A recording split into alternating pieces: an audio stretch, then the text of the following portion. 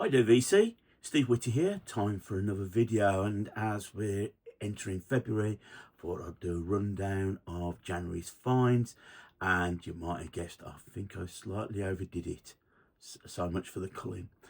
Yeah, so I might as well start showing what I've managed to get in January.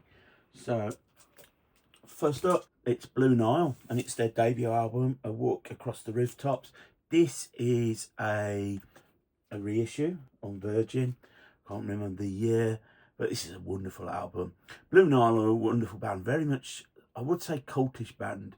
Very few releases, but what they come across is just the sound of them, the quality of the sound.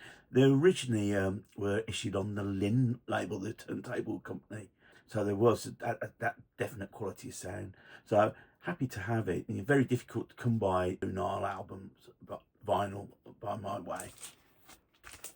Next up is Isabel Campbell and Mark Lanigan. This is their first album together, a Ballad of the Broken Seas, rather known as the Nancy Sinatra and Lee Hazelwood, the modern day version of them.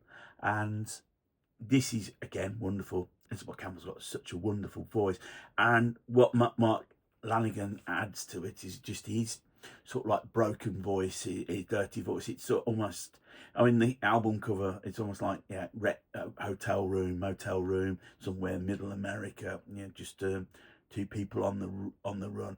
Wonderful, wonderful record. This was a 2024 reissue, so I was happy to pick that up. Leonard Cohen, Songs of Love and Hate. This replaced a copy. It's got rather damaged over the years, so I picked this up, and wonderful. I do like Leonard Cohen. You know, he can be an acquired taste to his voice, but by getting this version, what I didn't realise until really I started logging it on Discogs, and I looked at it.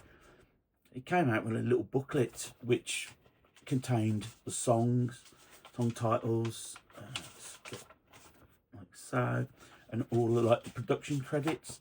So it sort of adds a little bit of uniqueness to the record. Again, wonderful record.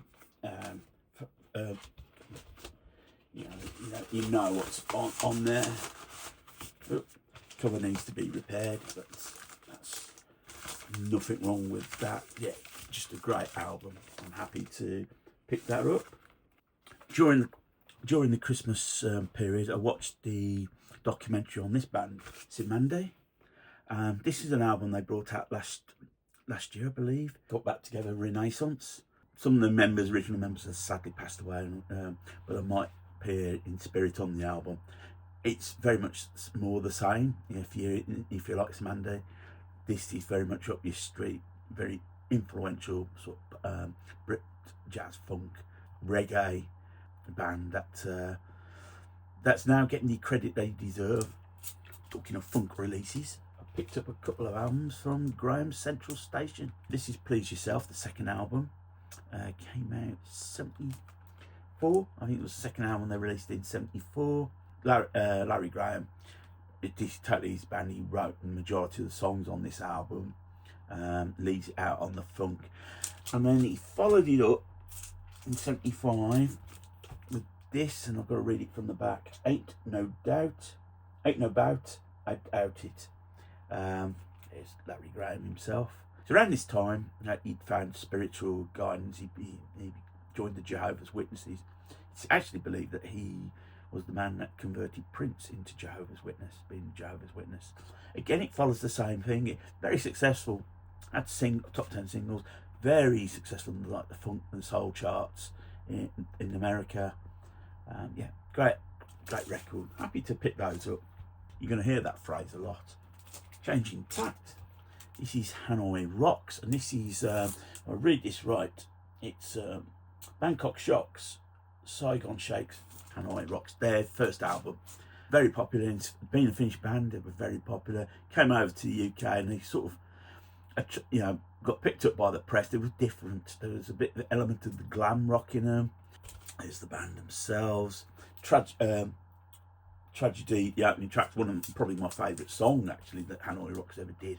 A great band, and we all know the story. What happened? It sort of imploded in Vince Neil's car, and it's just sad. Razzle's not on this album. The original drummer Kip Casinos appears on this. Probably my bargain in January was this: Michael Head and the Red Elastic Band. Their album Loophole came out 2024. Yeah, it was in HMV. It was only going for £11.99. I thought, well, this is a bargain. Michael Head, I think he was in the Pale Fountains. He went through all sorts of troubles, and he started getting getting noticed that he deserves with the Red Elastic Band. It's a great album, great sort of indie pop type album. There we go. Again, moving it up a little bit. It's Judas Priest, Ram It Down. The last album to feature Dave Holland on drums. Yeah, it's produced by Tom Allen. Got Ram It Down title track. It's got a version of Johnny B. Good, which I could do without. Obviously, there's a track called Heavy Metal. This is full on. You know what you're going to get with Judas Priest. You're not going to get wobbly ballads. You're just going to get full on metal. Excellent. An album that I'm really pleased to have picked up, and it's only came Friday. Manic Street Preachers' Generation Terrorist, their debut album from 1992. Double album. Manic Street Preachers, when they blew onto the scene, it was full of quotes. They were a band full of quotes, and particularly with Nicky Wire. I think it was, we're going to sell 20 million records and then split up. Well, obviously they didn't. Richie Edwards, the guitarist, he famously carved for real into his arm with a razor blade when asked if they were for real. It was sort of seen, I don't think they were taken that seriously by elements of the press at the time. But some great songs on here: Slash and Burn, Motorcycle Emptiness, You Love Us, Stay Beautiful, and Another Invented Disease, Little Baby Nothing. It's just great album. It's well worth checking out if they get reissued. Hopefully they'll be reissuing quite a few of the Manic Street Preachers albums on vinyl. I would love a vinyl copy of Everything Must Go. Now this is a bit unusual. This is a reissue. Those may know it. This is Mellow Candle, Swaddling Songs. It was the only album they did. Now Mellow Candle were an Irish sort of folk prog band. Think Fairport, think Trees. It's probably more like in the line of Trees, if you know them. Yeah, this makes this album sort of like passed down word of mouth how wonderful this album is, and it is a wonderful album. This is a 2020 reissue. When I checked on Discogs originals, you're talking 2,000 or 3,000. So this is probably the only way majority of us are going to get hold of this album. I was happy to pick this up. The only one, wonderful debut album. It's a musical vinyl reissue, I think, from band pretty much went split up soon after. Another Girl, Another Planet. It's just a great out song, and the album's just as good as well. If it weren't for Peter Perrett's problems with drugs, this band could have been really big. I think they've reissued the second album. It's going to be a music on vinyl reissue as well, so I might seek that out. Protest Songs by Prefab Sprout. Now this was recorded 84, 85. It was meant to come out after Steve McQueen album, but it didn't. It got delayed. It got actually pulled and didn't come out until after Langley Park to Memphis, after they had the hits. I think the album, so it's a quite a sparse sounding album, but Prefab Sprout, again, wonderful band from Newcastle, well worth seeking out if you haven't heard them. They're great band. Now the next one, just relax when I show you this. This is Pussy. No, it's not an original. I think it's a very recent reissue. It's actually on pink vinyl and only cost me 18 quid. So again, originals of these run into four figures. We're a Birmingham band. I think this was the only album, but it's sort of blues, psych rock, typical of that period. But it's one of those records that reputation has grown over the years, and people, when they see it, get hold of it. And when I saw it, I thought, I'm gonna have it in the collection.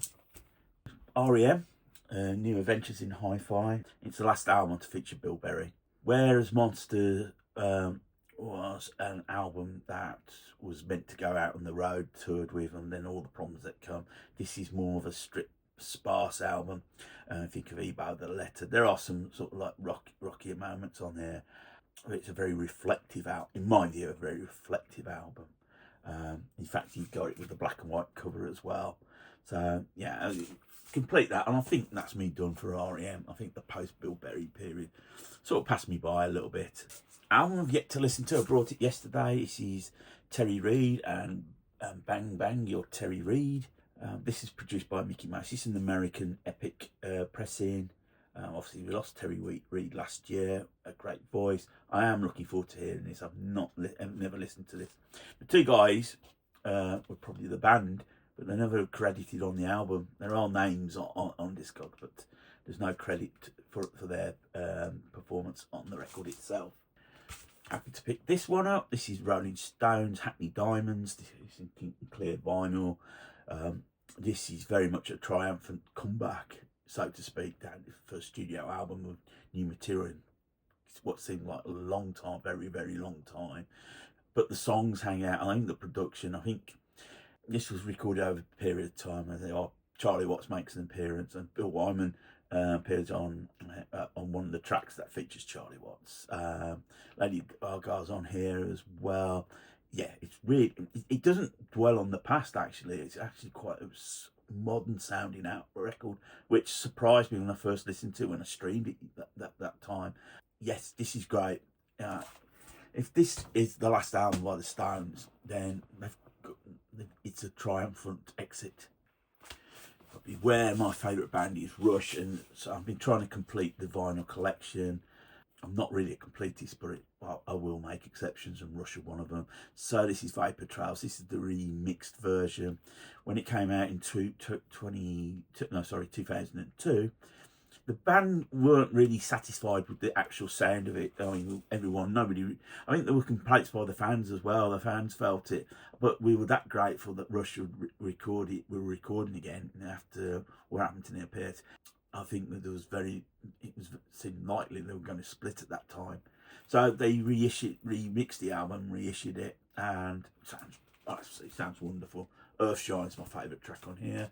Then in 2004 they did the Feedback album, which is basically their covers album, all the tracks that influenced them.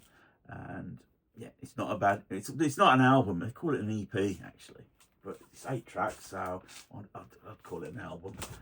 And then Snakes and Arrows, this is the last time I saw them, was on this tour, 2007, when this album came out. Again, wonderful. They were improving with age, and then you got, I'm trying to think, Clockwork Angels is the last album, and I absolutely love that. And that again, you're going to come out and finish. It's a triumphant finish. I only need now Roll the Bones, and I've got the vinyl studio albums there, so on the lookout for that.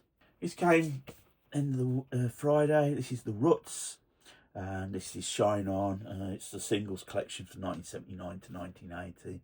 Sadly, they only lasted that long before Malcolm Owen's drug overdose. In a Rut is probably up there in my top 10 tracks of all time, the opening track on the album. It was a single that was released on Misty's People's Unite label. Peel played it a lot. That's how I got to know it. Then they got signed by Virgin. Babylon's Burning, classic song, Something Like Said, Jar Wars, Staring at the Rude Boys, and West One, Shine On Me. Just classic singles. It's just a shame that it finished as it did. Band did carry on as Ruts DC. It did, yeah. They carried on. It was never quite the same. Henry Rollins thinks they're great. He appeared on a reunion. I think Paul Fox. He was dying of cancer in around 2006, 2007, and he wanted to do one show, and they asked Henry Rollins to be the vocalist, which he did. He talks about it in one of his stand-up videos. It's quite an interesting watch. Soundgarden, Super Unknown, their big album, Black Hole Sun, Spoon Man, Head Down, probably my favourite track on the album. We're almost done. Spiritualized, ladies and gentlemen, we are floating in space. Trying to think what year this reissue came out. It's a loud record. I didn't realise how loud it was until I actually played it on vinyl. But it's the classic album, released originally in 1997. It's just, yeah, wonderful. Wonderful cacophony of noise, as I mentioned earlier. So it's well worth having in the collection. And then finally, to slow it down, Muddy Waters Folk Singer. This is an Italian reissue. I think when it was. It's in the 80s sometimes because of the barcode. Muddy Waters, this is sort of like classic period, Muddy Waters 60s. And so happy to have that. Well, VC, did you think I overdid it, or is there such a thing as overdoing record purchases? I'll be interested to know what you think. If you like the video, thumbs up, thumbs down, love the interaction. Feel free to leave a comment, I will get back to you.